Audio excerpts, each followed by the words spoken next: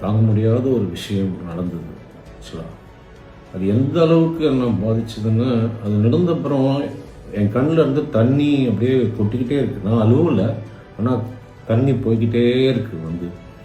என்னதான் நான் அதுக்கப்புறம் அடுத்த நாள் கடவுளை பார்த்து உட்காந்து கும்பிட்டாலும் இது சொன்னாலும் நாளும் எல்லாத்தையும் இல்லை அப்படி நினைக்கக்கூடாதுன்னு எவ்வளவோ நான் என்னை சொல்லிக்கிட்டாலும் எங்கேயோ ஒரு மனசில் தூரத்தில் ஒரு எண்ணம் இல்லாமல் இல்லை. கடவுளே, நான் எவ்வளோ கும்பிட்றேனே, எனக்கா இந்த பிரச்சனை அப்படின்னு அது தப்புன்னு தெரியும். உடனே அதை ரப்பர் போட்டு அழிச்சிடுறோம். இல்லை கடவுள் எது பண்ணாலும் அப்படின்னு நமக்கு நாமே பேசிக்கிறோம். இருந்தாலும் அந்த சின்ன எண்ணம் இருந்துட்டு போகணும். ஆனால் அதே இது இயக்குனரும் நடிகருமான செல்வராகவன் இன்னைக்கு அவருடைய இன்ஸ்டாகிராம் பேஜ்ல ஒரு வீடியோ ஷேர் பண்ணியிருக்காங்க. அதுல ரொம்பவே உருக்கமாகவும் உணர்ச்சி பூர்வமா பேசியிருக்காரு. எப்பவுமே செல்வராகவன் வாழ்க்கையை பற்றிய அவருடைய எண்ணங்களை தொடர்ந்து பகிர்ந்துட்டே வராரு. அண்ட் செல்வராகவன் தன்னுடைய 2வது மனைவி விட்டு பிரிய இருப்பதாகவும் தகவல் வெளியானுச்சு. இதை தொடர்ந்து தான் வீடியோ ஷேர் பண்ணியிருக்காரு. அதுல என்ன சொல்லியிருக்காருன்னா, நமக்கு ஏதாவது ஒரு பிரச்சனை வந்தா ஏன் எனக்கே இப்படிலாம் நடக்குதுன்னு நினைப்போம். அந்த நேரத்துல மனசுக்குள்ள ரொம்பவே உடஞ்சிருவோம். ஆனா நம்ம வாழ்க்கையில யார் இருக்கணும், யார் இருக்கக்கூடாது, என்ன நடக்கணுங்கிறது எல்லாமே கடவுளால எழுதப்பட்டதுதான். அதோட எனக்கு 3 வருஷத்துக்கு முன்னாடி ஒரு பெரிய பிரச்சனை நடந்துச்சு. அந்த பிரச்சனையிலிருந்து நான் மீண்டு வரவே முடியாதுன்னு நினைச்சேன். மனசளவுல ரொம்பவே உடைஞ்சு போயிட்டேன். அது எனக்கு ஒரு பெரிய கஷ்டத்தை கொடுத்துச்சுன்னு ரொம்பவே கலங்கி பேசியிருந்தாரு. இதை தொடர்ந்து இந்த வீடியோ பார்த்த பலருமே செல்வராகவனுக்கு என்ன ஆச்சு, இவ்வளவு மனசு திறந்து பேசுறாரே, ஏதாவது பிரச்சனையான கவலையுடன் கவுண்ட் பண்ணிட்டு வராங்க. ஏற்கனவே அவருடைய 2வது மனைவியை பிரிய போறாரு என்ற நியூஸ் வெளியானுச்சு. அதனால தான் இப்படி செல்வராகவன் பேசுறாரா என்று பலரும் கமெண்ட் பண்ணிட்டு வராங்க.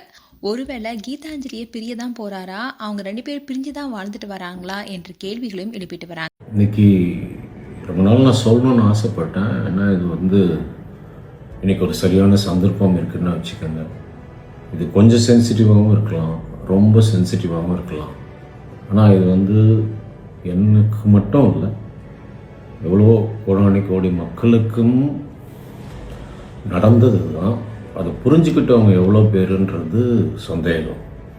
என்னன்னா, நம்ம வாழ்க்கையில் இது இப்படி நடக்கணும், அது அப்படி நடக்கணும் அப்படின்னு கரெக்டாக பிளான் பண்ணி துல்லியமாக கணக்கு போட்டு கடவுள் அமைச்சிருக்காரு. இது எப்படி புரிஞ்சுக்கணும்னா, இன்னும் பெரிய சோகமாக இருந்தாலும், எவ்வளோ பெரிய கஷ்டமாக இருந்தாலும், எவ்வளோ பெரிய சந்தோஷமாக இருந்தாலும், அது முன்னாடியே நிர்ணயிக்கப்பட்டு கோடு போட்டு ட்ரிக்னோமெட்ரி மாதிரி புள்ளி வச்சு அமைச்சிருக்காரு கடவுள். இதுக்கு பெஸ்ட்டு எக்ஸாம்பிள் என்னையே எடுத்துக்கலாம். ஒரு 3 வருஷத்துக்கு முன்னாடி தாங்க முடியாத ஒரு விஷயம் நடந்தது. ஆக்சுவலாக அது எந்த அளவுக்கு என்னை பாதிச்சதுன்னா, அது நடந்தப்புறம் என் கண்ணில் இருந்து தண்ணி அப்படியே கொட்டிக்கிட்டே இருக்குது. நான் அழுவல, ஆனால் தண்ணி போய்கிட்டே இருக்குது. என்னதான் நான் அதுக்கப்புறம் அடுத்த நாள் கடவுளை பார்த்து உட்காந்து கும்பிட்டாலும் இது சொன்னாலும் நாளும் எல்லாத்தையும் இல்லை அப்படி நினைக்கக்கூடாதுன்னு எவ்வளவோ நான் என்னை சொல்லிக்கிட்டாலும் எங்கேயோ ஒரு மனசில் தூரத்தில் ஒரு எண்ணம் இல்லாமல் இல்லை. கடவுளே, நான் எவ்வளோ கும்பிட்றேனே, எனக்கா இந்த பிரச்சனை அப்படின்னு அது தப்புன்னு தெரியும். உடனே அதை ரப்பர் போட்டு அழிச்சிடுறோம். இல்லை கடவுள் எது பண்ணாலும் அப்படின்னு நமக்கு நாமே பேசிக்கிறோம். இருந்தாலும் அந்த சின்ன எண்ணம் இருந்துட்டு போகணும்.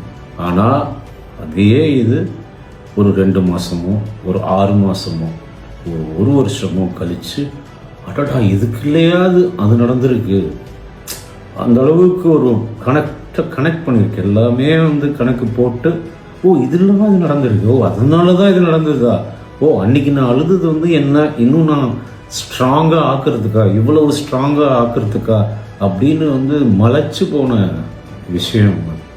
ஸோ எது நடந்தாலும் ஒரு விஷயம் புரிஞ்சுக்கணும், இது ஏற்கனவே நிர்ணயிக்கப்பட்டு கடவுள் பண்ணி வச்சது. மேலும் செல்வராகவன் குறித்து உங்களுடைய கருத்துக்களை கமெண்ட் செக்ஷன் சொல்லுங்க. இது போன்ற வீடியோஸை பார்க்க நியூஸ் தமிழ் கிட்ஸ் சேனலை சப்ஸ்கிரைப் பண்ணுங்க. மறக்காம நோட்டிஃபிகேஷன் பட்டனை கிளிக் பண்ணுங்க.